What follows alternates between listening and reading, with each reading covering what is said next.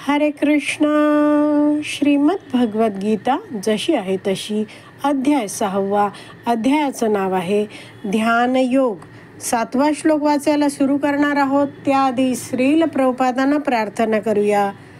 हे श्रील प्रभुपाद, आम्ही भगवद्गीता हा ग्रंथ वाचून समजून घेण्याचा प्रयत्न करीत आहोत.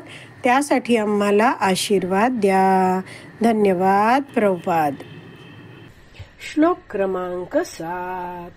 तर पुढे भगवान श्रीकृष्ण अर्जुनाला म्हणता आहेत, जितात्मनः प्रशांतस्य परमात्मा समाहितः शीत उष्ण सुख दुःखेषु तथा मानापमानयो. ज्याने मनाला जिंकले आहे त्याला परमात्मा प्राप्तच झालेला असतो. त्याने शांती प्राप्त केलेली असते. अशा मनुष्यासाठी सुख आणि दुःख, शीत आणि उष्ण, मान आणि अपमान सर्व काही सारखेच असते. तर शब्द बघूया आपण. जितात्मनः, ज्याने मनावर विजय मिळवला आहे. तर जो 6वा श्लोक आहे त्यामध्ये चर्चा झाली होती की ज्याने मनाला जिंकलाय त्याच्यासाठी मन सर्वोत्तम आहे.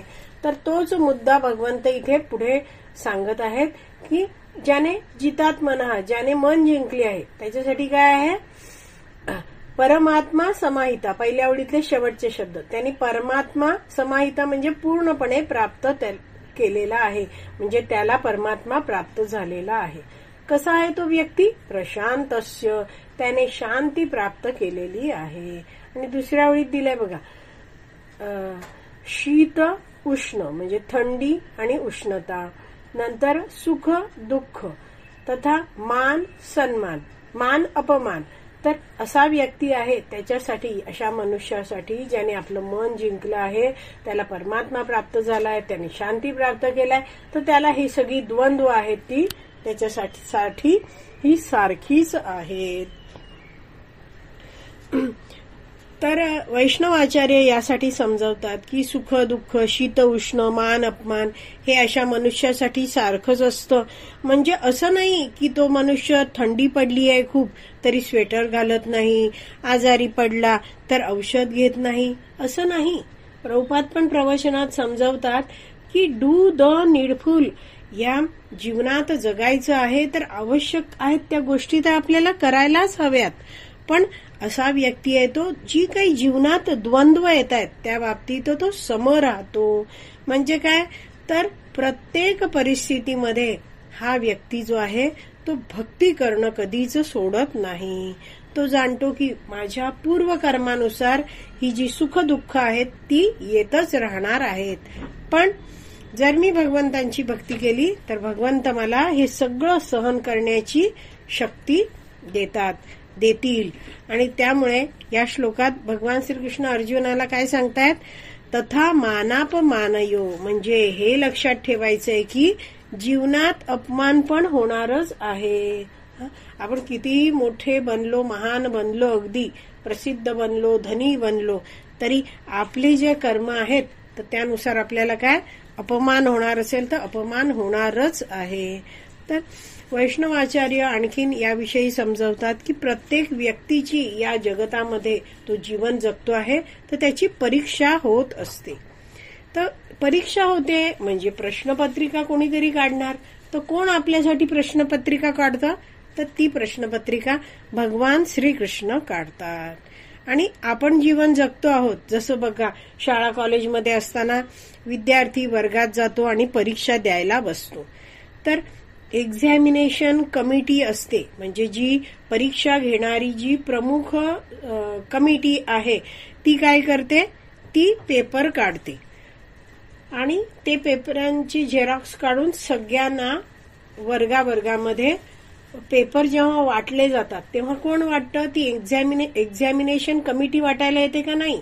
वेगळ्याच बाई असतात किंवा शिक्षक असतात, सर असतात, ते आपल्याला तो पेपर देतात, प्रश्नपत्रिका देतात आणि तो विद्यार्थी आहे तो उत्तर लिहितो. तर तसंच आपल्या जीवनाचा पेपर काय आहे, भगवंतानी लिहिलेला आहे. पण आपल्याला समोर जेव्हा तो पेपर येतो तेव्हा तो कसा येतो? आपल्या पूर्वकर्मानुसार आपण जे काही केलं आहे त्यानुसार आपल्याला त्या पेपराला सामोरं जायला लागतं.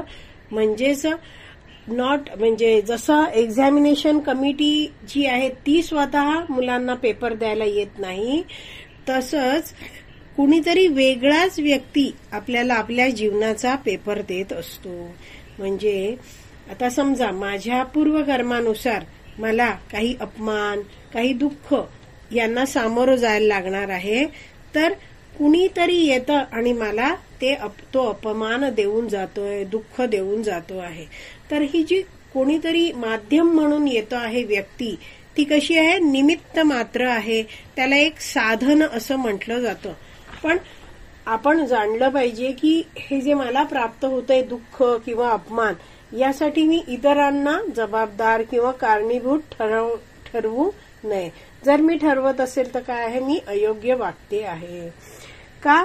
कारण असा हा निमित्त असणारा व्यक्ती आहे तो काय आहे? केवळ आपल्या ज्या गोष्टी आहेत त्या आपल्याला द्यायला आलेला आहे.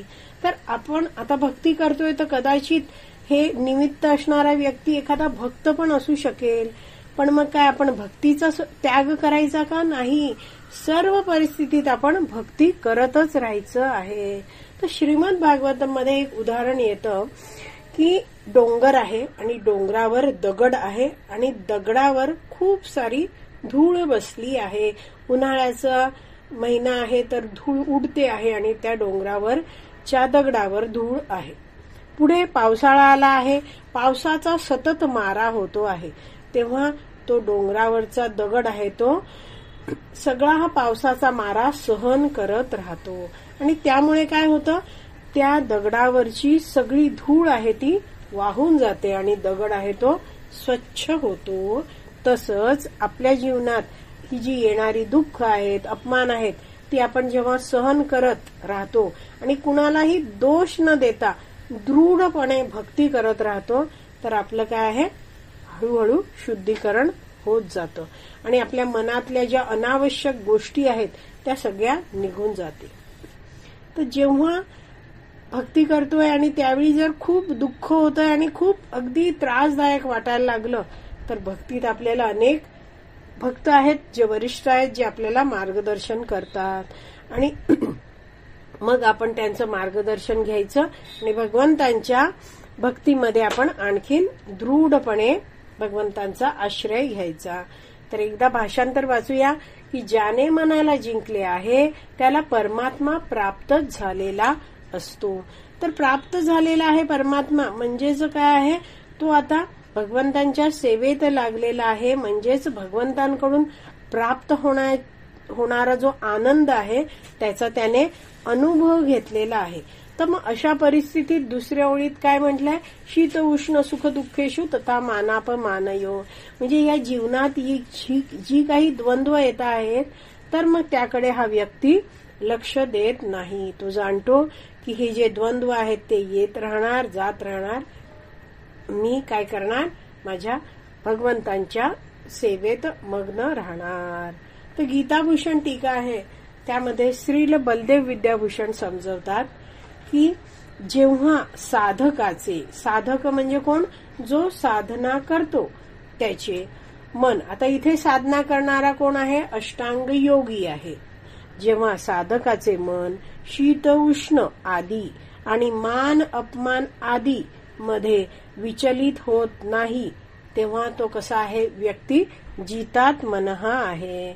म्हणजे जरी उष्णता खूप उकडत आहे किंवा खूप थंडी वाजते आहे किंवा मान होतोय किंवा अपमान होतो आहे, तरी हा साधकाचं मन आहे ते शांत राहत आहे, तो विचलित होत नाहीये.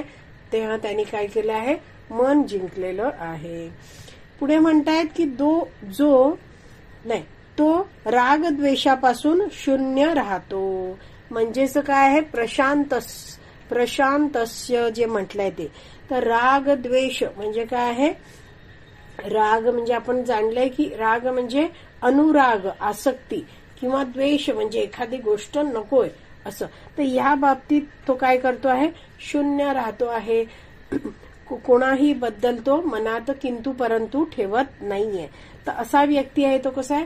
प्रशांतस्य आहे, तो शांती प्राप्त करतोय. आणि नंतर म्हणतायत की तेव्हा त्या साधकाचे मन परम अर्थात समाधीमध्ये स्थित होते. तर असा व्यक्ती आहे जो विचलित होत नाहीये, शांत राहतो आहे. तर मग जो हा साधक अष्टांग योगी आहे, ज्याने मन परमात्म्यावर केंद्रित करण्याचा तो प्रयत्न करतो आहे, तर मग जी अष्टांग योगाची शेवटची पायरी आहे समाधी, त्यात हा अष्टांग योगी स्थित होतो. त्याचं मन आहे ते समाधीमध्ये स्थित होते. तर आणखीन पुढे श्रील बलदेव विद्याभूषण समजवतात की हा व्यक्ती कसा आहे, चितात्मनः आहे. म्हणजेच काय झालं आहे, त्याच्या मनामध्ये अनेक गोष्टी येतील, पण त्याने मनावर विजय मिळवला आहे, त्यामुळे तो विचलित होत नाही. आणि तो कसा आहे, राग द्वेष शून्य राहतो आहे. म्हणजेच प्रशांतस्य आहे. म्हणजे मनावर इतका संयम आहे की तो कुणावरही आसक्तही होत नाहीये आणि कुणाचा द्वेषही करत नाहीये. आणि त्यामुळे त्याचं मन शांत राहत आहे. त्यांनी शांती प्राप्त केली आहे, प्रशांतस्य. आणि पुढे श्रील बलदेव विद्याभूषण समजवत आहेत की त्या व्यक्तीने काय केलं आहे, भगवंतांच्या भक्तीच्या सुखाचा अनुभव केला आहे. परमात्मा समाहितः. तर परमात्मा जे आहेत त्यांची प्राप्ती केलेली आहे. तर तात्पर्यात प्रभुपाद समजवत आहेत, प्रत्येकाच्या हृदयात परमात्मा रूपाने स्थित असणाऱ्या पुरुषोत्तम श्री भगवान यांच्या आज्ञांचे पालन करणे हे प्रत्येक जीवाचे वास्तविक लक्ष्य आहे. तर भगवंत परमात्मा रूपाने प्रत्येक जीवाने जे धारण केलेलं जे शरीर आहे त्याच्या हृदयामध्ये, म्हणजे त्या शरीरातील हृदयामध्ये राहतात. तर अशा परमात्म्यांचं आपण आज्ञांचं पालन करणं हे काय प्रत्येक जीवाचं वास्तविक लक्ष्य आहे. तर जीव कसा आहे, जीवेर स्वरूप कृष्णेर नित्यदास. तर भगवंत परमात्मा रूपात राहतायत आणि भगवंत मार्गदर्शन काय करतायत भगवद्गीतेतूनही की चला आपल्या ज्या खऱ्या घरी आहे तिथे चला. तर जेव्हा व्यक्ती जेव्हा भगवंतांच्या आज्ञांचं पालन करतो तर काय होणार आहे, तो आपलं वास्तविक लक्ष्य आहे, जीवनाचं ध्येय आहे ते तो गाठू शकतो. आज आपली वेळ झाली आहे. आज आपण इथेच विराम देऊया. उद्याच्या भागात आपण उरलेलं तात्पर्य वाचणार आहोत. श्रीमद् भगवत गीता की जय. श्रील प्रभुपाद की जय. हरी बोल.